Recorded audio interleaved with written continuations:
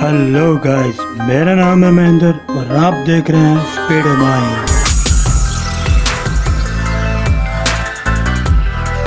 आपने जैसे ही थंबनेल में पढ़ा होगा तो आपके मन में बहुत सारे सवाल उत्पन्न हो गए होंगे और आप अपने तरीके से हर किसी का जवाब अलग अलग हो सकता है, लेकिन हम इस वीडियो में जानेंगे कैसे ट्रूली मोबाइल का सबसे महत्वपूर्ण पार्ट कौन सा है और यह मोबाइल में सबसे महत्वपूर्ण क्या है। कुछ लोग कहेंगे बैटरी, क्योंकि बैटरी के बिना फोन चल नहीं सकता। तो कुछ लोग कह सकते हैं डिस्प्ले, क्योंकि डिस्प्ले के बिना हम कुछ देख नहीं सकते। कुछ लोग अपना दिमाग लगाएंगे और वो उनके नजरिए से हो सकता है सॉफ्टवेयर, यानी जो हमारे फोन में एंड्रॉइड जो होता है। कुछ लोगों का ये भी कहना हो सकता है सॉफ्टवेयर की वजह से हमारे सारे फंक्शन वर्क करते हैं और उसकी वजह से हम उनमें इतना कुछ कर पाते हैं। कुछ लोग ये भी कह सकते हैं हमारा मोबाइल का सबसे इम्पोर्टेंट पार्ट मदरबोर्ड हो सकता है, मदरबोर्ड है। या लड़कियों का कहना तो ये भी हो सकता है कि कैमरा ही मोबाइल में सबसे इम्पोर्टेंट होता है। सभी को अपने तरीके से कुछ न कुछ उनके नजरिए से मोबाइल में इम्पोर्टेंट लग सकता है। इन सब का बाप यानी कि और फादर सिर्फ एक ही है, जिसे हम सीपीयू या प्रोसेसर कह सकते हैं। हम इन्हें अलग अलग नामों से भी जानते हैं, जैसे कि कैलकॉम, एक्सिनोस, मीडियाटेक, इंटेल, सिलिकॉन, किरण और एनवीडिया। ये वो सभी कंपनियां हैं जो प्रोसेसर बनाती है और इन सभी प्रोसेसर के बारे में हम काफी लोगों ने सुन रखा है। ज्यादातर कैलकॉम, स्नैपड्रैगन और मीडियाटेक के बारे में कई लोगों ने सुन रखा है और जो कंप्यूटर वगैरह यूज करते हैं उन्होंने इंटेल और एएमडी के बारे में भी सुन रखा है। क्या सिर्फ प्रोसेसर ही जरूरी है हमारे फोन में? हमारे मन में ये सवाल होता है, क्या सिर्फ प्रोसेसर ही जरूरी है, बाकी सब चीजें हमारे फोन में जरूरी नहीं है? ऐसा कुछ भी नहीं है, क्योंकि जितना प्रोसेसर जरूरी है बाकी चीजें भी जरूरी है। जैसे हमारे शरीर में बाकी अंग ही इतने इम्पोर्टेंट है जितना कि दिमाग, उसी तरह मोबाइल में भी प्रोसेसर की पूरी जानकारी के लिए ही मैंने ये वीडियो बनाया है। क्योंकि हमारे मोबाइल में एक प्रोसेसर ही, एक अच्छा प्रोसेसर ही होना क्यों जरूरी होता है। मैं आपको इस वीडियो में ये नहीं बताऊंगा कि प्रोसेसर कितने प्रकार के होते हैं, क्या वो उनकी टेक्नोलॉजी क्या होनी चाहिए, क्या टेक्नोलॉजी नहीं होना चाहिए, कितने कोर का प्रोसेसर होना चाहिए। ये सब प्रोसेसर की डिटेल हम किसी अगली वीडियो में जानेंगे और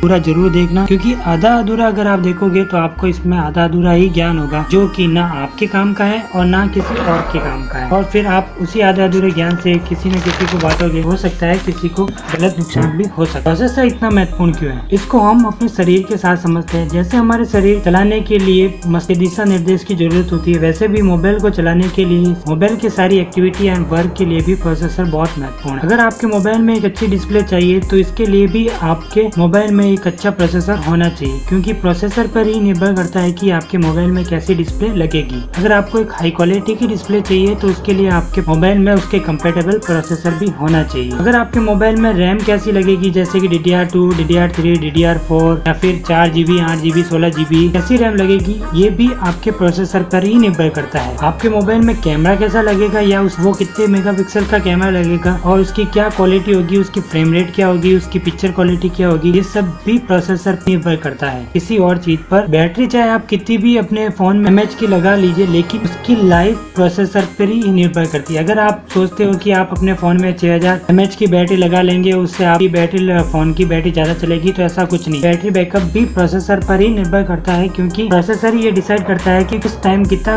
वर्क करना है, कितना वर्क नहीं करना है, किस टाइम मल्टीटास्किंग करनी है, किस टाइम किस तरीके से यूजेस करना है। ये सब प्रोसेसर ही मतलब डिसाइड करता है कि कहाँ पे कितनी एनर्जी लगेगी, एक मोबाइल की स्पीड कैसी होगी और वह मोबाइल किस स्पीड से काम करेगा। ये सब भी एक प्रोसेसर पर ही डिपेंड होता है। अगर आप चाहते हो कि आपकी मोबाइल की स्पीड बहुत अच्छी हो और वो बहुत स्मूथली वर्क करे, कोई भी आपको काम करने में प्रॉब्लम नहीं हो, तो ये सब भी प्रोसेसर पर ही निर्भर करता है। यहाँ तक कि आपके मोबाइल में एक अच्छा इंटरनेट की स्पीड भी प्रोसेसर पर ही निर्भर करती है। अब इस बात से काफी लोग संतुष्ट होंगे और काफी लोग नहीं, शायद बहुत सारे लोग संतुष्ट नहीं होंगे, क्योंकि सब सोचते होंगे कि ये प्रोसेसर पे कैसे निर्भर करती है, तो मोबाइल नेटवर्क और उसके इंटरनेट स्पीड की वजह वो नेटवर्क कैसा उसके हिसाब से डिपेंड करता है। लेकिन मैं मानता हूँ कि ये सब उस पर निर्भर करता है, लेकिन काफी हद तक जो मोबाइल में जो प्रोसेसिंग होती है वो इंटरनेट का जो यूजेज होता है उसका कंट्रोल सारे प्रोसेसर ही करता है। आपके फोन में वीडियो की क्वालिटी कैसी होनी चाहिए, उसकी फ्रेम रेट कैसी होनी चाहिए, आपके फोन से कैसा वीडियो रिकॉर्ड होगा और आपके फोन में कौन से वीडियो प्ले होंगे, ये सारे फर्क भी आपके प्रोसेसर पर ही डिपेंड करते हैं। आपके अपने मोबाइल में हाई क्वालिटी की वीडियो रिकॉर्ड करनी है, चलानी है, तो इसके लिए आपके मोबाइल में हाई क्वालिटी का प्रोसेसर भी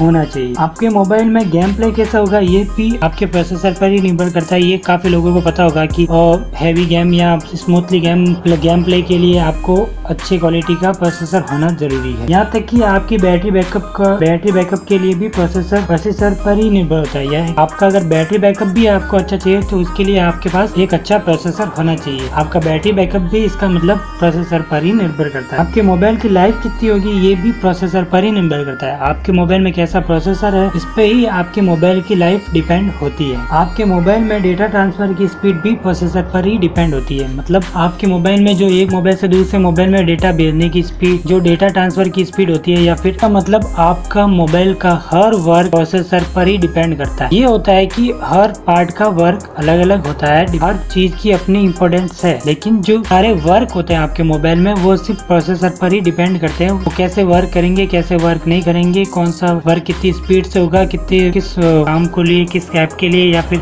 किस गेम प्ले के लिए कितने कोर्स चाहिए, कितनी मतलब स्पीड चाहिए, आपके सारे वर्क जो है वो प्रोसेसर ही कंट्रोल करता है और सब कुछ प्रोसेसर से ही होता है। तो अब आपको शायद पता चल गया होगा कि एक प्रोसेसर की हमारे मोबाइल में कितनी इंपॉर्टेंस होती है और सारे हमारे मोबाइल में सबसे इम्पोर्टेंट प्रोसेसर को क्यों माना जाता है। शायद अब वो सारे आपके डाउट भी क्लियर हो गए होंगे जो आपके पहले मन में थे। शायद हमारे मोबाइल में कोई और इम्पोर्टेंट पार्ट हो सकता है प्रोसेसर के अलावा। समझ में आ गया होगा कि प्रोसेसर ही सबसे इम्पोर्टेंट हमारे मोबाइल में होता है। अगर वो अच्छा नहीं है तो हमारा मोबाइल भी अच्छा नहीं है और अच्छी तरीके से वर्क नहीं करेगा। इसलिए सबसे पहले बाकी चीजें भी देखना उतना ही जरूरी है जितना प्रोसेसर देखते हो, बाकी चीजें भी देखिए, लेकिन जो सबसे मेन इंपॉर्टेंट चीज देखनी है आपको अपने मोबाइल में कि प्रोसेसर आपके मोबाइल का कैसा है।